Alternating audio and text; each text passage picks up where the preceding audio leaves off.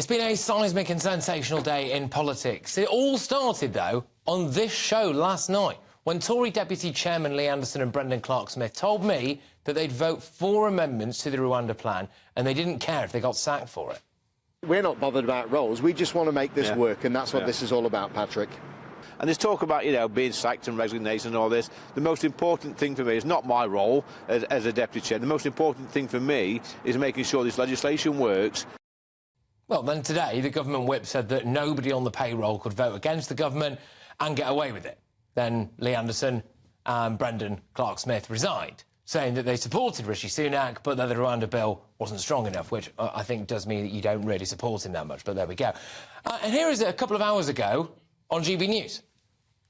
Can't be in a position to vote for something which I don't believe in. Look, you know, at the end of the day, small boats are coming, they'll keep coming. I want to see a situation where anybody who arrives illegally in this country has no right at all to claim asylum, no right to claim an appeal, and more importantly, no right to go missing and disappear into the country. And I think this bill could work, but it needs strengthening up, and that's why I back the amendments. Yeah, then there was a vote that sought to ensure international law couldn't stop people being sent to Rwanda. That vote lost. Then there was a vote to decide whether or not Rwanda is classed as a safe country. That won. Stevie Wonder can see that this is a problem, OK? We class Rwanda as safe, the international courts say it isn't, and we are back to square one. Robert Jenrick, the former immigration minister, was on this show last night. He said this. Well, I'm certainly going to support the amendments. They're in my name and those of Bill Cash, and there's now 60 Conservative MPs backing them. I hope the government will move and produce amendments that create a bill that will actually work. If they won't, then I've been clear that I'm not going to support the bill, and I'll actively consider voting against it, because all that matters is what works, and I'm not going to support a bill that doesn't work. Today's amendment, which was designed to stop individual asylum seekers constantly appealing their removal to Rwanda, was voted down. Kemi Badenoch, widely tipped to be the next Tory leader, saw her PPS, Jane Stevenson, resign. But it's tomorrow's crucial vote that will dictate Rishi Sunak's future, and really, among you, this country's future when it comes to illegal immigration. And here to reveal what's actually going on with the Rwanda rebels is Miriam Cates, a very prominent member of the so-called Five Families. Miriam, thank you very, very much. Look, first things first, how are you going to vote tomorrow, then? Well, there are more amendments to come tomorrow, so I will be voting again in favour of the amendments in the name of Rob Jenrick. So those are further amendments to strengthen up this Rwanda bill. But in terms of third reading, which probably will come at the end of tomorrow, but that's not guaranteed, you know, I feel like I can't support the bill unamended because I don't think it will work. Exactly what Lee said earlier, and you just played a clip of Robert. But 24 hours is a long time in politics. We've got another day of debates to come, more amendments.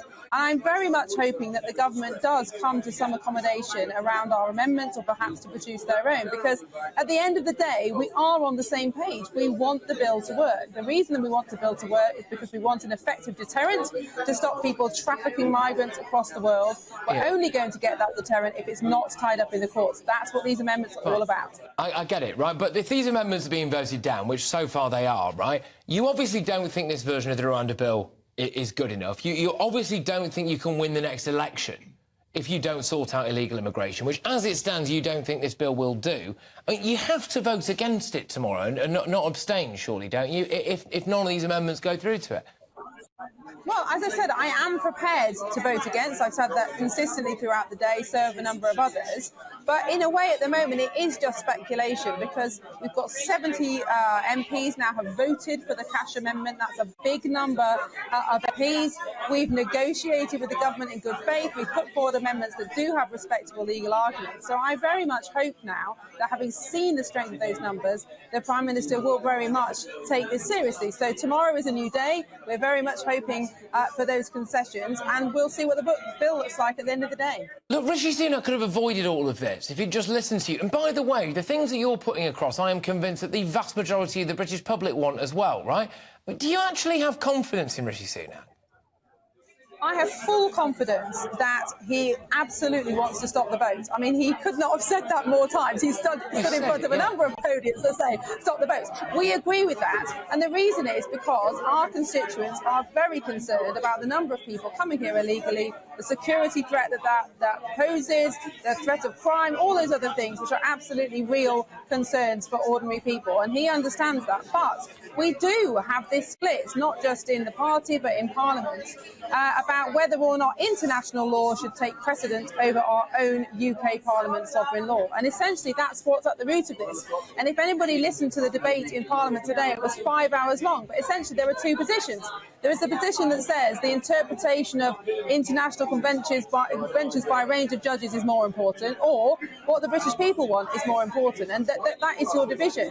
And sadly, our party is split on that. And so the Prime Minister is in a very difficult position. OK, all right, look, Miriam, thank you very much. We're going to leave it there, and hopefully maybe we can chat again tomorrow, or however, we'll see how it goes. Good luck with everything. You know, like you said, 24 hours is a long time in politics. Miriam Cates there.